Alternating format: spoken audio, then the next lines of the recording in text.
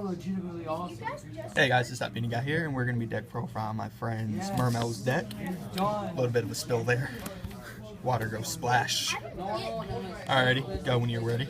Okay, so I play double Mermail Abyss Megalo. Some people have been cutting down in this to 1. I do understand that, but with Shadal's out, you need like a few more outs to Winda.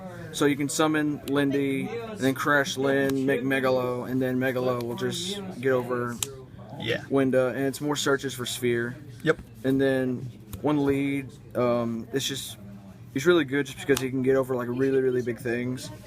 But there are some things he's just inferior to. I've only been able to get his effect off once to re-add Abyss Sphere, but he's just really here just to be big. And then the best monster in the deck, triple Mermail Abyss Teus. He searches out your Pike, Turge, Gun, Lyn, whatever you need. And then Pike will search out your Atlanteans. You can't see this one. You can't see this one. It's not super rare. You can't see it. It's about to say, man, you gotta have consistency in your rarity. Yeah, I know. 1 Turge to keep recycling gunned. Yeah. And then 3 Lyn. Some people have been cutting down in numbers of this to 2. And I really do not understand why when she's the best Mermail floater. And 1 Gun. Breaks my heart to see this card at 1. I decided to make this deck more revolved around getting Gun back to hand and just keep re-summoning Pike, Turge, Megalo, and Lead. Yeah. That's mostly it for the Mermails. I believe it is about 12 to 13 Mermails. Yeah. For the Atlanteans, I played the 1 Dragoons, the 3 Marksmen, and the 1 Infantry. Yeah. I have been thinking about bumping Infantry up to 2, just to have an out to like Shadal Construct. But it also could be an out to Yang Zing, just because you can use this to destroy like Baxia or something else, because they don't have a Yang Zing that stops monster effects. Yep. I play 2 and 2 of the Gen X engine. I have been thinking about bumping this up to 3, also because he's an out to almost everything. Yeah.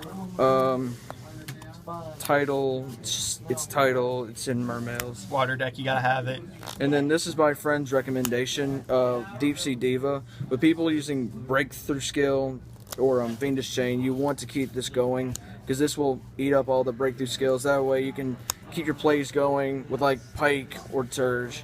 Yep. And then that's it for the monsters. I believe it is about 25 monsters.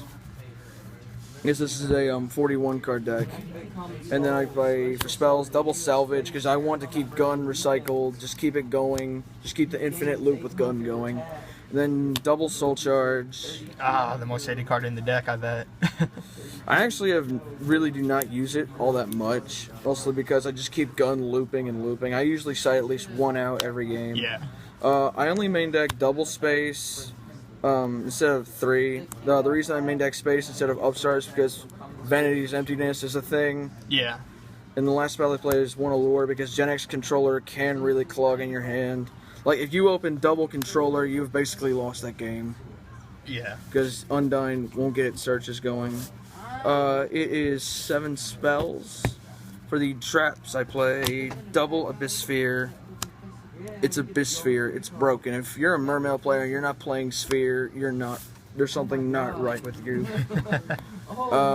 Double Breakthrough Skill, because Oh, so good. I prefer this over Fiendish Chain because Dweller's a thing, so you can use Breakthrough Skill on Dweller during your turn as well, meaning you can get your plays going.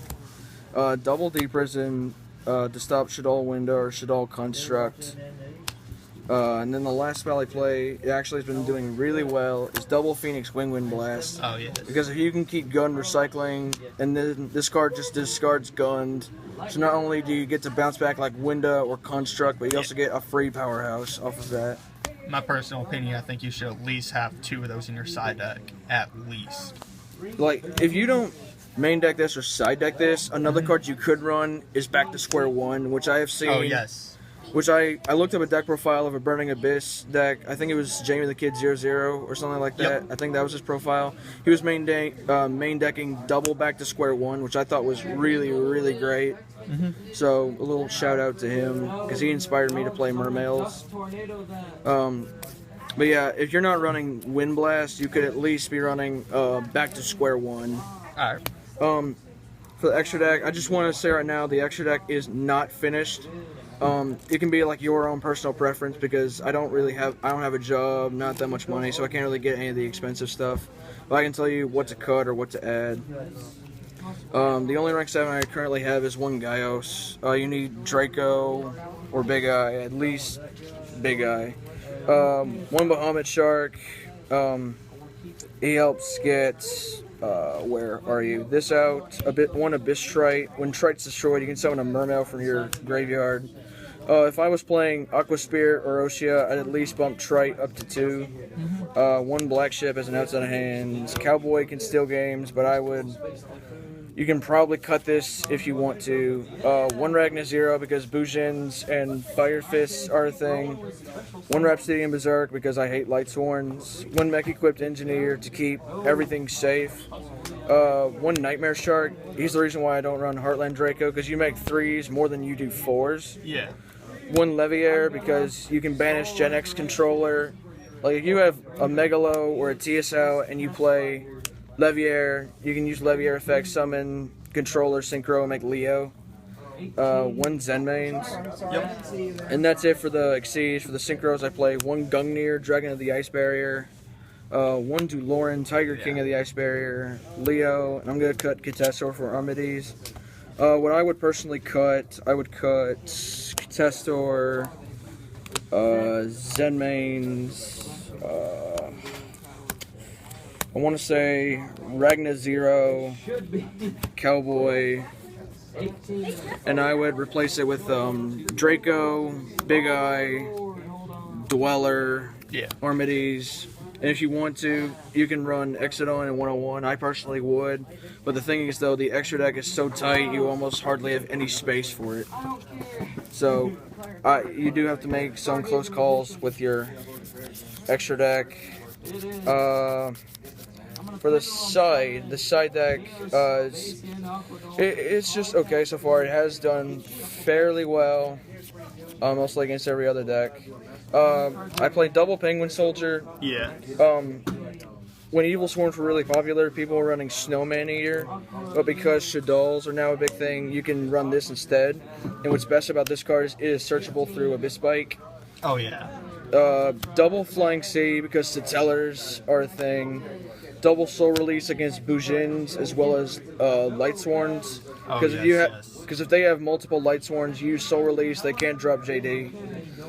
Double Nobleman of Crossout, mostly for the Shaddol matchup, because it will banish them instead of destroy them. Oh yeah, yep. The 3rd space, in case someone is running Vanities.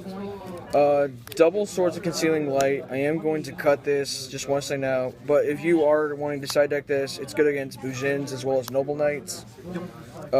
Double Malcat, because back row is such a huge thing right now. Oh yes. 1 Mind Control for the Mirror, and 1 Full House, mostly for Fire Fists.